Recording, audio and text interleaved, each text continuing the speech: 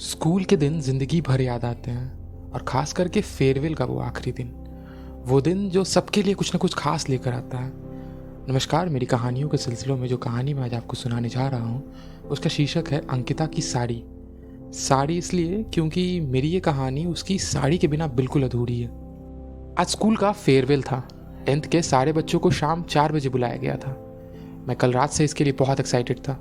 नहीं, फेयरवेल के लिए नहीं, मैं एक्साइटेड था उससे मिलने के लिए, उस अंकिता से जो मेरी ही क्लास के दूसरे सेक्शन में थी, जिसे मैं उस वक्त से पसंद करता था जब मैंने पहली बार उसे अपने स्कूल की लाइब्रेरी में देखा था और जिसके कारण मैं हर वीक लाइब्रेरी जाया करता था।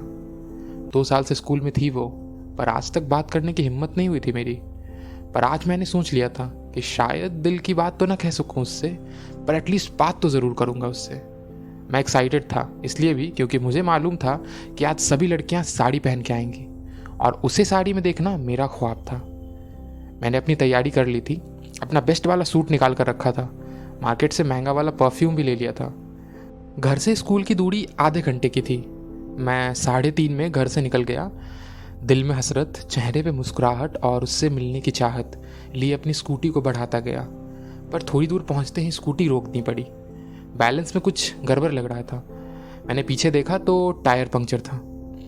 एक बार पैर स्कूटी पे मारा, फिर घसीटता हुआ उसे मैकेनिक के पास ले गया। इन सब में 1 घंटा निकल गया।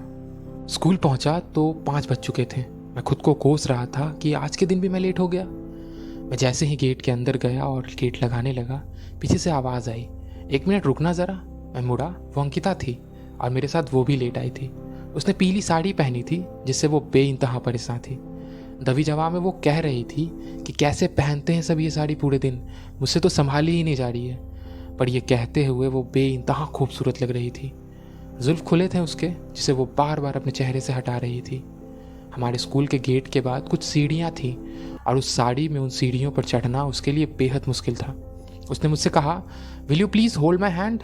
मुझे डर लग रहा है कि मैं शायद गिर जाऊँ। मैं उसी वक्त उससे कह देना चाहता था फॉरएवर, पर उस साड़ी में उसे देखकर मैं अपने होश खो बैठा था। जवां से कुछ निकल ही नहीं रहा था। मैंने बस अपना सर हिलाया और हाँ भर दिया। उसका हाथ थामा और उसे स्कूल के कैंपस तक ले आया। मैंने उसका हाथ थाम कर उसे तो गिरने से बचा लिया था, पर मैं खुद को उसके प्यार में गिरने से नहीं बचा पाया था। काफ़ी कम दोस्त थे उसके और मेरे भी। पूरे फंक्शन में अपने अपने में सब व्यस्त थे। कोई डांस कर रहा था, कोई फ़ोटोज़ ले रहा था, कोई खाने में बिजी था, पर वो एक कोने में बैठकर इन सब को एंजॉय कर रही थी, पर किसी भी चीज़ का हिस्सा नहीं बन रही थी वो। उस वक्त मुझे याद आया कि मैंने खुद से वादा किया है कि आज मैं इससे बात करके रहूँगा। मैं उसकी ओर बढ़ा, सोच रहा था कि शुरुआत कैसे करूँगा, पर पास पहुँचते ही उसने मुझसे कहा, हाय, तुम डांस नहीं कर रहे हो? And that was my moment. I replied, नहीं, आई डोंट लाइक डांसिंग। उसने कहा, कोई नहीं, बैठ जाओ तुम भी मेरे पास। मैं उसके पास की चेयर पर बैठ गया।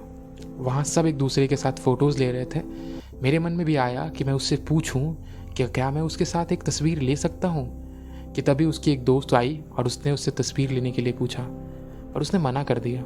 वो फ़ोटोज़ में इंटरेस्टेड नहीं थी। मेरी हिम्मत वहीं टूट गई। मेरे पास बात करने के लिए कोई टॉपिक नहीं था। फिर मैंने उससे पूछा कि एग्ज़ाम्स की तैयारी कैसे चल रही है तुम्हारी। बस इतना पूछते ही उसने पूरी हिस्ट्री, ज्योग्राफी, सारी प्रॉब्लम्स मुझे बता दी, पर मैं उसके सिर्फ 2-4 लाइन ही सुन पाया था, क्योंकि उसके बाद तो मैं उसमें खो चुका था। तभी उसका फ़ोन बजा। उसकी रिंग से मैं भी होश में आ चुका था। फ़ोन रखते ही उसने मुझसे कहा, मुझे घर जाना होगा, इट्स गेटिंग लेट। मैंने उससे कहा, ये साड़ी तो तुमसे संभलेगी नहीं, मैं गेट तक छोड़ दूँ क्या? उसने कहा, ऑब्वियसली, तुम लेकर आए हो तो तुम ही छोड़ोगे। हम दोनों हंसने लगे।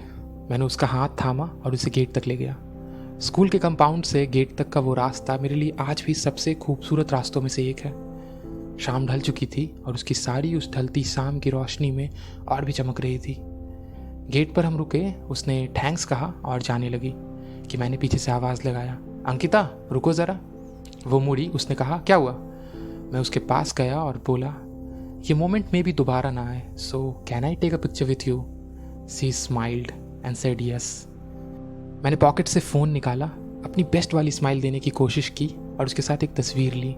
फिर उसने कहा, एक तस्वीर मेरे फ़ोन से भी। मेरे फ़ोन में उसकी वो तस्वीर आज भी है और शायद उसके फ़ोन में भी होगी। उसने फ़ोटो देखकर कहा, ये सूट कर रहा है तुम पे रोशन। मैं 7वें आसमान पर था। मेरा सजना सफल हो गया था। फिर मैंने उससे कहा, मेरा पता नहीं, पर तुम इस साड़ी में बेइंतहा खूबसूरत लग रही हो, और इस ढलती शाम की खूबसूरत रोशनी तुम्हारी खूबसूरती में चार चांद लगा रही है। मैं उस वक्त इस जहाँ की सारी तारीफ़ें उसके लिए पढ़ देना चाहता था, पर मैं उतना ही कह पाया, क्योंकि उसके बाद वो ब्लश कर रही थी। वो बिना कुछ कहे 1 मिनट बाद वहाँ से चली गई, और जब तक उसकी गाड़ी मेरी आंखों से ओझल नहीं हुई, मैं उसे देखता रहा। वो पल मेरे लिए आज भी सबसे खास है।